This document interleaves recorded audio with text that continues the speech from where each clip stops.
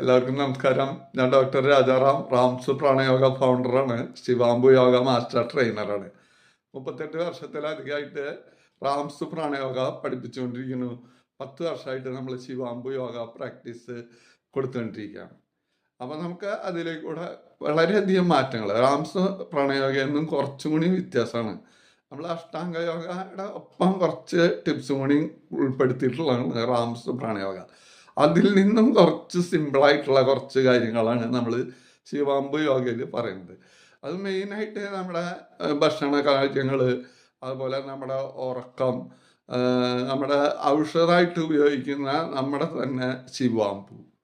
അപ്പോൾ ശിവാംബു നമുക്ക് നൽകുന്ന ആരോഗ്യ രഹസ്യം അതൊരു മിറാക്കിളാണ്. അത് നമുക്ക് അനുഭവിച്ചേ അറിയാൻ പറ്റുള്ളൂ.